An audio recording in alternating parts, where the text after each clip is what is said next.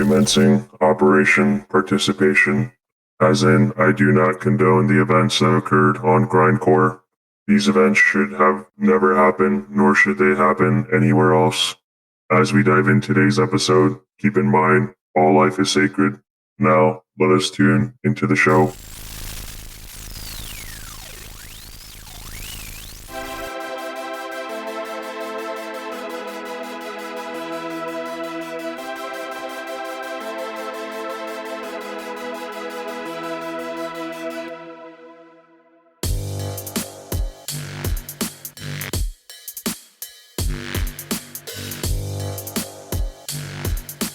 Hello and welcome to the podcast where we are currently recapping the events of Transformers IDW 2005 Continuity. I'm Onyx Prime with my two co-hosts here. Hi, I'm Copytron. Hi, I'm Kilobyte. Moving on with our comic book discussion for today's episode takes us to IDW Transformers More Than Meets the Eye, Volume 9. And as always, spoiler warning and graphics warning because, oh boy. So if you haven't read it already, we highly recommend go back, read it, then come listen to the podcast. Now, onwards with the podcast. Both Computron and myself had read the series already, but this is Kilobyte's first time and we are excited to hear his thoughts about this series. But before we can dive into that, we have two things for you. First, stick around and learn about our new giveaway that we are doing. Second, Computron, do you mind telling us some facts about the comics?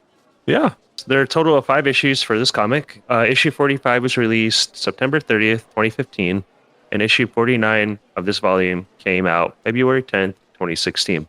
The writer, my favorite, James Roberts. Artist was pencils by Alex Milne, Brendan Cowhill, Hayato Sakamoto, and inks by Brian Scher and Alex Milne. John Liversay, John Wyckoff, and colors by Joanna Lafuente. So, for trivia, in issue 45, Skullcrusher's routine involves pointing out that nobody actually knows what Phase 3 through 5 of Infiltration Protocol are.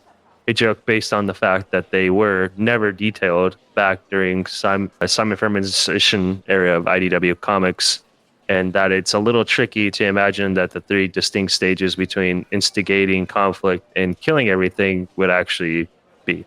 In issue 46, the weak anthropodic principle is described as an exploration vessel that formerly belonged to the Autobots, a reference to the fact that it's based on the animation model of the original arc, which certainly fits that description. It's a Model 84 referring to, of course, 1984. No, For issue... I was gonna go copyright. Copyright kill. For issue 47, do you remember back in issue 28, the inside of Megatron's body was established to be filled with space bridge portals to World's loss of hand? Shouldn't Cyclonus's greatsword have been similarly truncated? Yeah, that is a good question, isn't it? Yeah, well, plot armor. Anyway, for issue 49, Ambervalia takes its name from Roman agricultural festival Ambervalia. Said festival involved sacrificing a group of animals after first leading them in a procession, not unlike the way in which the prisoners of Grindcore are led into the teleport chamber and then slaughtered. This can also be referenced to World War II on Earth. Much said. Moving on. Yes, that's Moving on. Yes. Mr. Kilobyte, do you mind giving us a short summary of these comics? Will do. The scavengers face down Fortress Maximus to save Grimlock and learn a little something about helping others in the process. Much wholesome. Yes. Cyclonus is faced with a difficult choice as Getaway's intentions with Tailgate finally become clear. Rung's attempts to help Skid safely recover his lost memories are threatened by the unexpected return of Freud. And finally, this week's episode, we're giving a shout out to Galactic Spectre. Thank you so much. You are awesome and we love your Swindle cosplay. It looks amazing. If you want to support them, you can follow them over on Twitter at gal_spectre. And as always, this information has been taken from the wiki. Are we ready? We're ready. We are ready. Because we start off with a quick montage of the scavengers. Remember them? going on their own adventures, saving the universe. Wouldn't you guess it? Playing games. Any favorites? I like the toy version personally. Yes, me too. That's so funny. It's Scavengers. It's Scavenger. Scavengers. I Well, you love even got that it when wrong they there. broke Scavengers. Scavengers. I love that, like you said, they broke like the fourth wall and became toys. It's amazing. I like how almost all of them end with like, "We'll never remember if this works." Or scavengers. Well, while they're not saving the universe, sometimes they're laying back and watching TV. And wouldn't you know it, Skull Crusher is a comedian. Not so funny at that, is he? Yeah. I mean, what is Phase Angry 3? would have been more funny. This is when we get first introduced to our later on used Chekhov's gun of Croc's clicking anxiety. Put a pin in that for later. Is that a pun? All right, can be. All right, what do we think of the Scavenger's latest form of employment? And when I mean employment, I mean the way they're going to sell off Grimlock. I thought that was very low. You mean definitely not taking Grimlock to a slave trader to make some dough? We'll get there. We don't know the slave traders yet. They just sell merchandise. I do I think in this scene, what was it? Like, so before we got like into that, I think it was it Misfire that finds this this award. This essentially says the Autobot / Decepticon War 2nd place. Oh, And yeah. it's like a participation trophy. It's so funny because like second place when there's only 2 participants. Fantastic. The puns So funny. and the jokes in this are on par. Like even reading them, you can find it hilarious. It's great.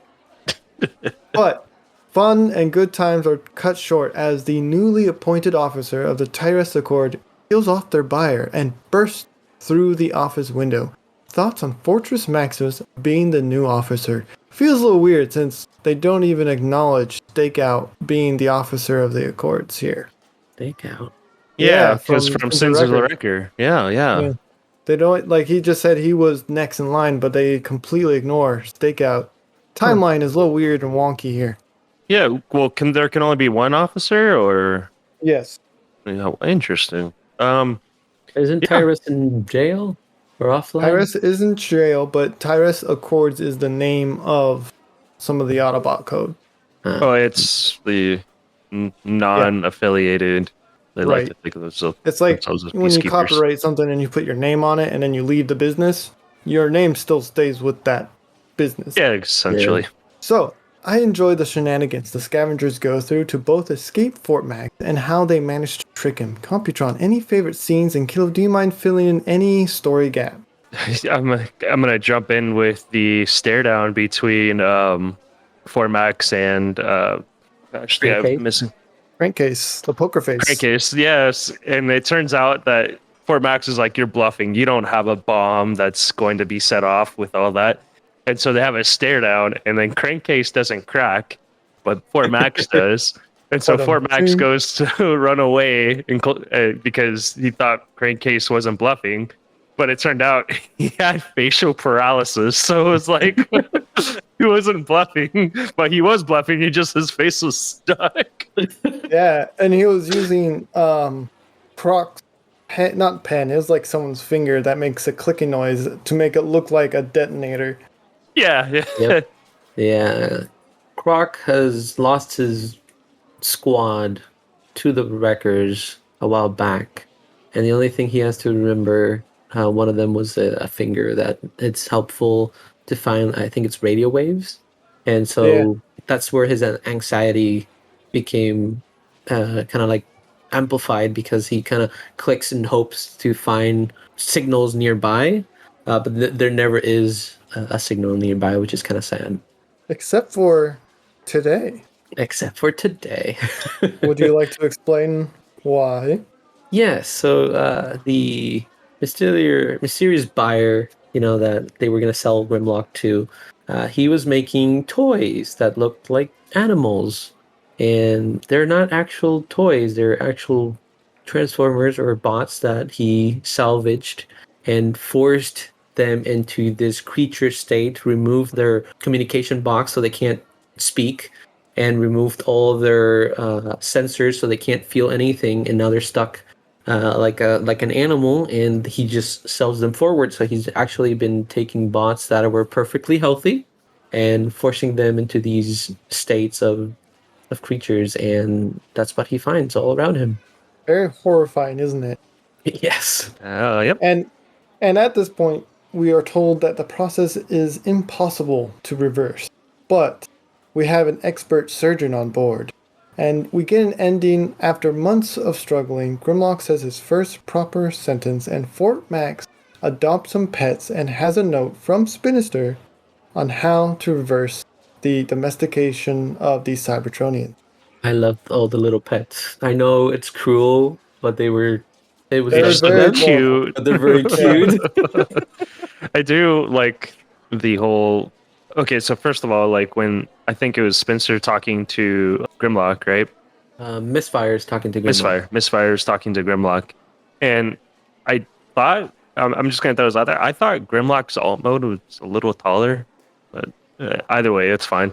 But I love the way Grimlock looks. Like he looks kind of like a raptor, but I love the way his T-Rex form kind of looks in this comic. Yeah. Yeah, he has chunky thighs. Yeah, and then I also like that the first person that Formax contacts is Rung from the Lost Light about this Yeah. whole ordeal. When in doubt, talk to your counselor. Yep. But there's more. We get a glimpse of what is next to come. Who is the grand architect and what are they working on? Kilo, any theories? Oh, I know it's the same symbol I think we saw on Luna 1. Correct. At the end of that volume, there's a big symbol on the planet. So I don't know exactly what they're planning. I don't know. I do know that I like their designs. They look very cool, which kind of made me think of maybe it could be something with the portal where it was Pharma got taken to when they were on Luna 1. I wasn't sure if that was going to be connected to them because I feel like I might have seen the same symbol in there, but I could be mistaken. Yep, it's the same symbol. Well, with that theory out of the way, let's take a quick break. Let's play Who's That Bot?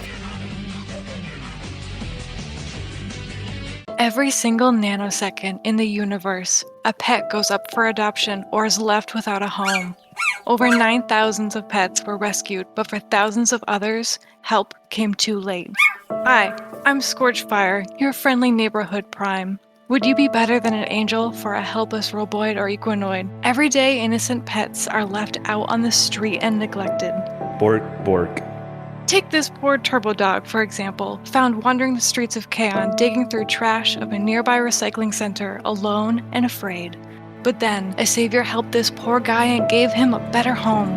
You too can become a savior and help others like him with a simple once-a-month donation of 5 Shannocks to your nearest rescue center. Won't you be my savior? What the? Ruh-roh. I mean, bork, bork. Zephyr, why are you a turbo dog? Hey, I'm just here for the free snacks and scratches, okay? It's Trailbreaker.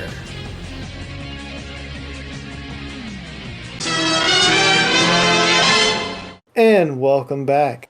Flipping back to our regularly scheduled program on the Lost Light with a quick flashback of Getaway's origin story being told to Tailgate at Visage's bar. The second to Swerve's bar, of course, it's not as good.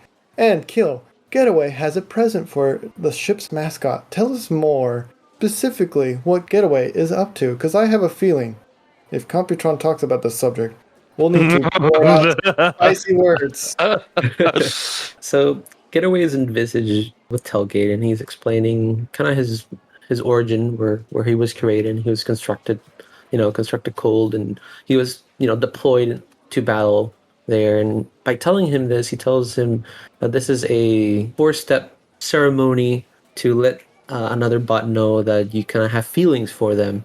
And he kind of goes step by step, telling them that after that, you give them a gift, and then the third step would be the bot that you give them a gift for. You ask them to do something for you, and then the final step is you profess your love for each other, and you become a Conjux Endura.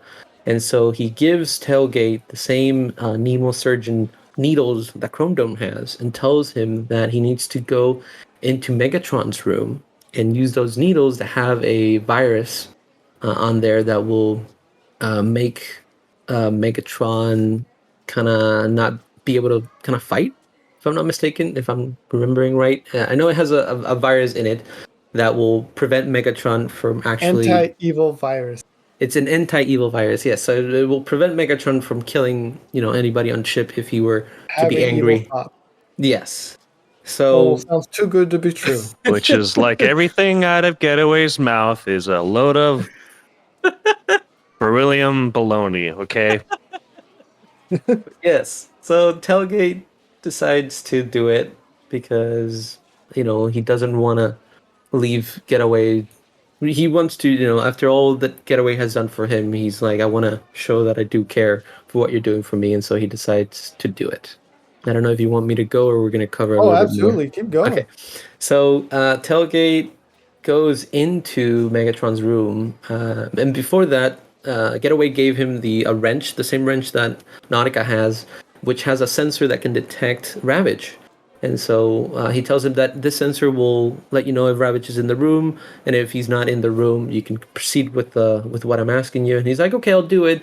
And it turns out the virus isn't real, the wrench doesn't even work, and he sent Tailgate in so that Megatron would, sensing Tailgate malintent, would kill him, and this would cause Megatron to be cast away from the ship because he doesn't want Megatron to be on the ship anymore. Also, other part that we've been told before about Megatron's fear of needles. That is true. He hates So needles. that he was banking on Megatron to kill Or Tailgate. Tailgate, yeah. Yep. But instead, Computron, you mind telling us what Whirl and Cyclonus are doing? So Cyclonus is getting a little jealous about. I wouldn't say he's getting jealous. He's getting concerned. I wouldn't put jealousy as a character trait for Cyclonus. He's getting concerned that Tailgate is spending a lot of time with he who shall not be named, and so I'm not going to say his name. It just gets away from your mouth, huh? And so he goes to Whirl to talk to them about it, which, us as a reader, we're kind of confused. Of all people, why would you want to talk to Whirl about this whole situation? So Cyclonus kind of walks in and he sees that there's like a lot of broken clocks sitting on the shelf. Oh, well, but first he knocks on Cyclonus's door and is introduced with the gun barrel. And then Whirl invites him in and then sees all of the broken clocks on the shelf. And to which he asks why so many broken clocks. He says, because I can't do anything perfect. So, little backstory. Whirl used to be a clocksmith, and you can't do that anymore. So, Cyclonus opens up to Whirl and tells him about how he feels about Tailgate spending too much time with you shall not be named, Getaway. And Whirl kind of, dropping some Whirl hard truth. Hard truth is, like, I guess what you would like to say. Kind of says, so what? If you want Tailgate there's nothing wrong with Tailgate having friends. And he goes, and then Cyclonus, was kind of trying to edge on to that he was feeling like Tailgate was falling in love with Whirl or falling in love with Getaway. And Whirl goes, well, you're just going to have to accept that. He doesn't love you. He doesn't love you. There's a hard truth. And so Cyclonus gets up and then gets prepared to leave. And then Whirl, out of curiosity, says, why out of all the people on this ship would you have this conversation with me? And to our surprise, it's because Whirl's the only person that would tell the truth to Cyclonus. He goes, other people would either, coddle to my emotions and tell me lies, or they would just say, oh, there's nothing going on, stuff like that. Yeah. And it's very interesting, and a very interesting character development happens here, because Whirl was also in on the Tailgate's death sentence, I would like to say. But he gets cold feet as he's now just figuring out he does have friends on the ship, whether he knows it or not. And Getaway doesn't like this change of spark and decides to knock Whirl out with the Forget Me gun, or whatever it's called. And as Whirl is reaching out before he passes out, he signals Cyclonus, who then dashes to a Whirl's room after everyone's left, and all the clots, all the imperfect clots, are coded to 113, which coincidentally is James' favorite number. Also Megatron's room on the ship. We get to see a murder. Who would like to describe what happens? I'll let you do this, but before we do that, I just want to say how amazingly beautiful that Whirl signal to Cyclonus was. I fell in love Right. with all of the colors on that page, and I was staring at that page for like a solid 10 minutes. It's Yeah, when very he's poetic. in space. Yeah. Yeah, very beautiful. I really like it too. Hilly, you want to describe the scenes? Yeah, well, Tailgate decides to enter Megatron's room, and Ravage alerts Megatron. And once Megatron wakes up, he grabs Tailgate by the face. And before he gets to squish his face, Cyclonus runs in and stabs Megatron in the chest and kicks Ravage, takes out like a monitor from Megatron's slab, throws it on Megatron, kind of bashes everything onto Megatron. Megatron's like squashed in a corner. Right. Theories when you read to this point what that explosion would be. I think it could be since Cyclonus gave Tailgate kind of like some of his spark with the when he stabbed him with his sword to save him. I think Cyclonus, falling unconscious, and in this case, before we know anything else, they actually use bots for the mind. But I'm not going to want to spoil too much. It does get even more gruesome. It gets very gruesome, especially when we were first introduced to these things called mouth flowers, which are not as innocent as they sound. They're terrifying. If you transform, they will come out your other side of your head and kill you, essentially. So Yeah, they're I rough. enjoy the purposeful redacting in the dialogue because Skids can't remember to certain parts of his past, which makes sense and works very well. You're doing comics is to redact some of the dialogue as someone's trying to remember I things. really like that. Yeah, and I kind of like. It kind of reminds me a little bit of like Sins of the Wreckers a little bit, where I think when Right. Yep. when Springer couldn't hear Tarantulas, and so all the dialogue kind of cut out, kind of thing. Right. Yeah. I don't. it's- I like it's I like well it when worked. they do that with dialogue. It's always interesting because kind of leaves the reader to their imagination. Yeah. We now find out what happened to Tailgate and Cyclonus. And Getaway is eventually arrested. So we also learn Tailgate's explosion is some sort of sparkgasm. Sparkgasm. I don't like how I said that. Triggered by That induced sounds huge really amounts bad. of anxiety. We're just gonna keep rolling here. Which also sent a energy pulse around the ship, which also woke up Thunderclash. Happy ending all around. Nothing but blue skies from here, right? Right? Except With more for, than meets the eye, I don't think so. I guess everybody in that room is looking at how poor Tailgate went offline, and never mind, Cyclonus looks like Swiss cheese. I know, right? He's unconscious, right? He's Yeah. unconscious, not offline. Sorry, he's unconscious, but it does look like Cyclonus took a little bit harder of a hit. Yes. Yeah. Yes. Well, it wouldn't be a more than meets the eye with a happy ending, right, Kilo? As you were saying. So No. Freud shows up for a lovely visit. You remember Freud way back I when. love his design. Looks so Anyone cool. want to talk about the present he brought with him and how that goes? Oh. I'll let you. So Freud has this patient who is unique in the sense of So let me back up. His name is Sunder, and he is by far one of the scariest looking bots I have ever seen in any of the Transformers comic books completely. Like even like compared to Unicron, this dude is scary looking. And love Yeah, I can agree to that. I love the design. and so you guys go ahead. I really enjoy Freud because he's working with his patient, right? He's made a relationship with his patient, and he's promised Sunder that he can it's not necessarily a pleasure, but it's more like a reward when he seeps into people's memories and finds out what causes them the most trauma. And it's really funny to me because his name's Freud, that he made a Freudian slip when he says victim when he meant patient. Wow, I thought it was funny. Does anyone? It's interesting because he kind of gives off like a Hannibal Lecter kind of vibe. Yes, Yes, for he sure. does.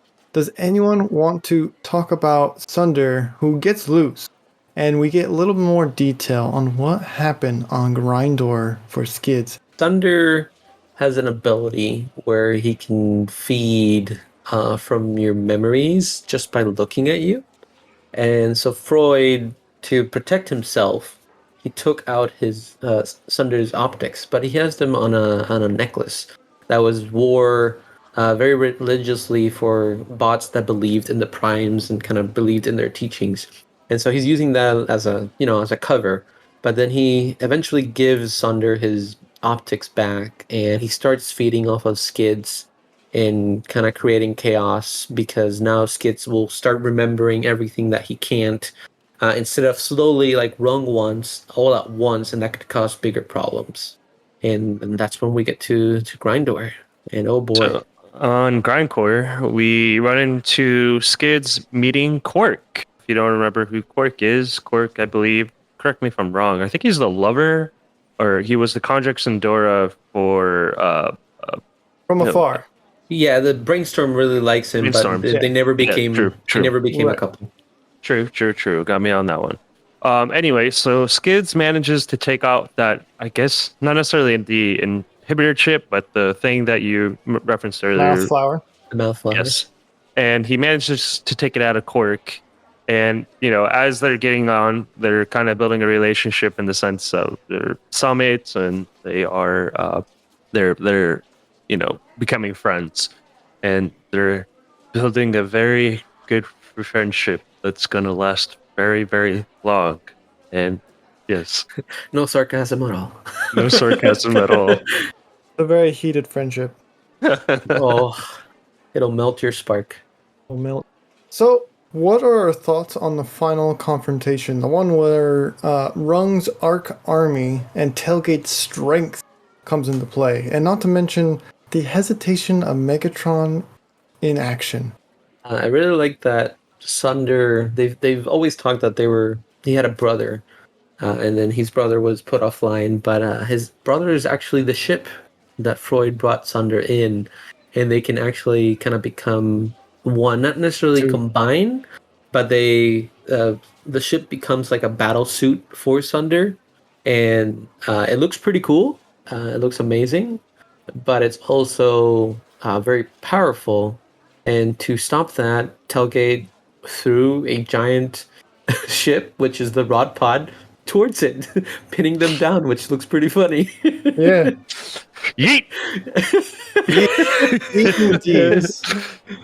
And I like it when they ask him, he's like, how did you know you could do that? He's like, I don't know, I just tried it. I don't know, just picked it up and threw it. I really like that. So I enjoy the remarks between Rodimus and Megatron in the end. The puns are strong in this one, where because at one point Rodimus was turned inside out, and Megatron makes a remark, "It's good to see you in better shape," which is great. Megatron is dad. We'll just say that.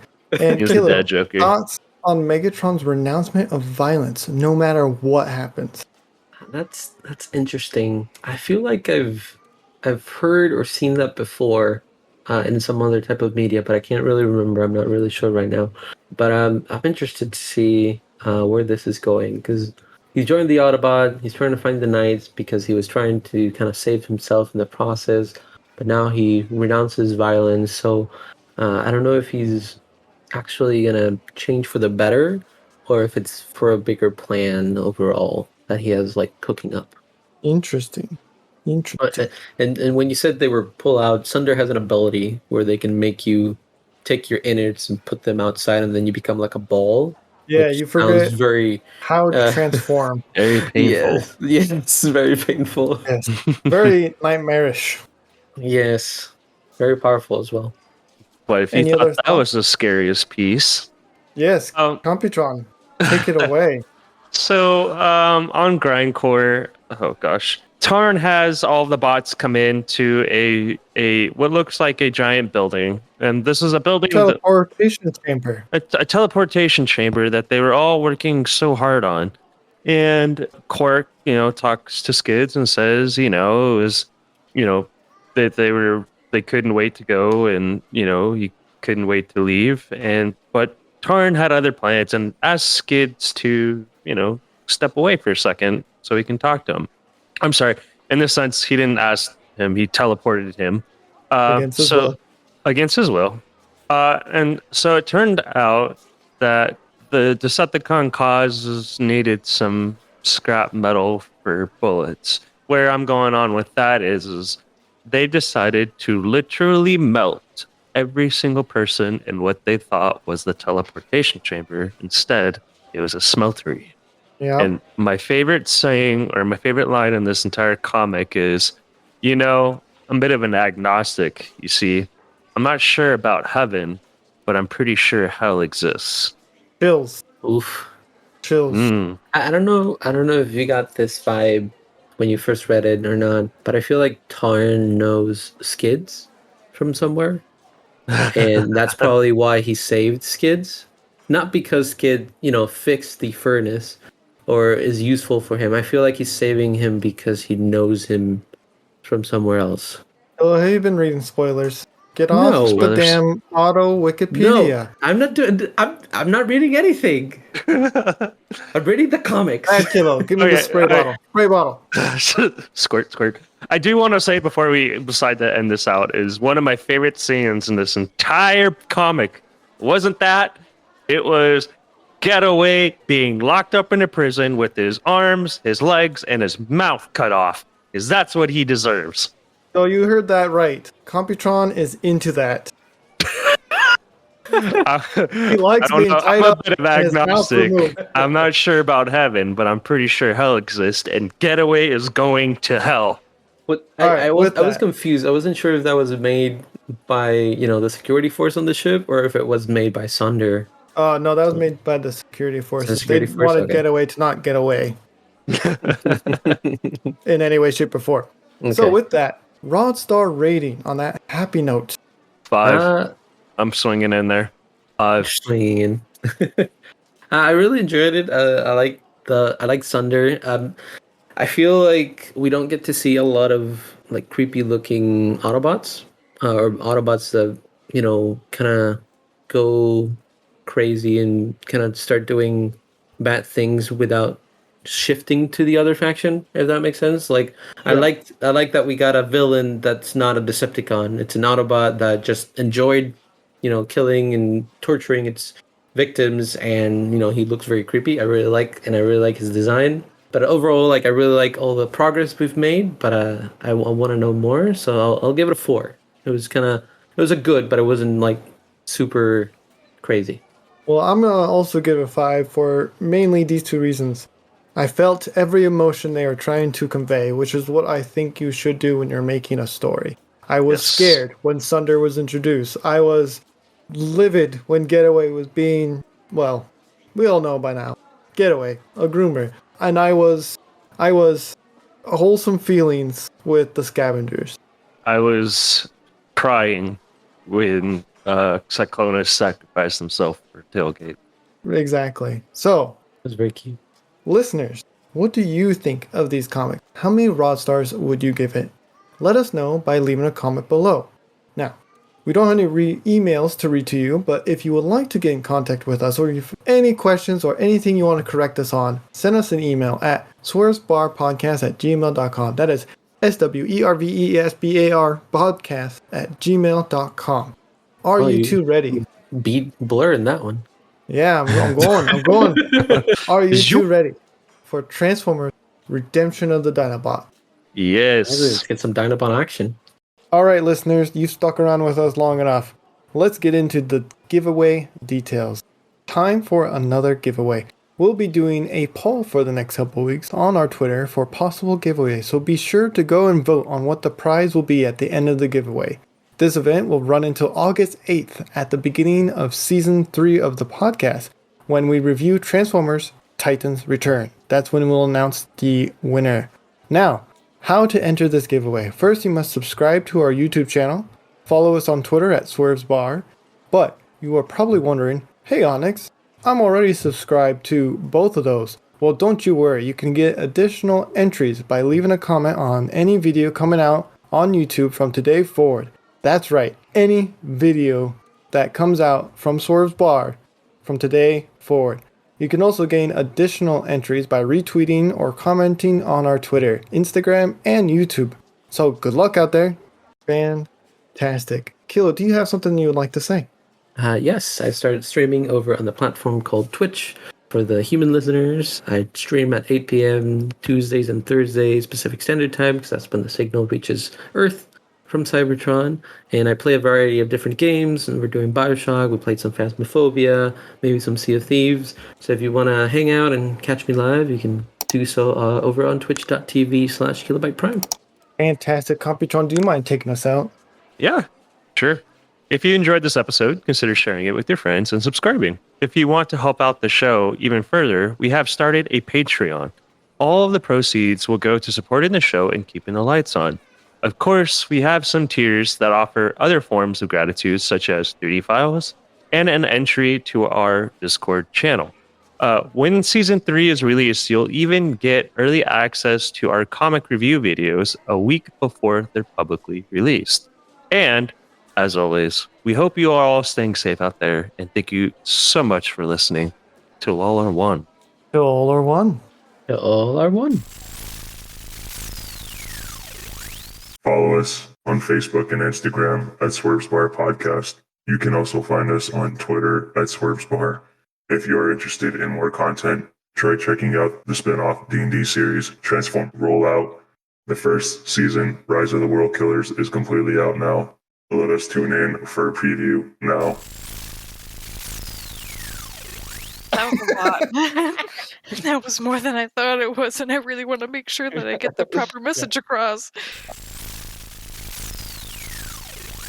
Fascinating. There's also a YouTube channel with bonus content with a link provided below. And if you are so inclined, you can support us on Patreon, where you can get even more bonus content, such as several 3D files and access to their Discord. Links will be provided below. And transmission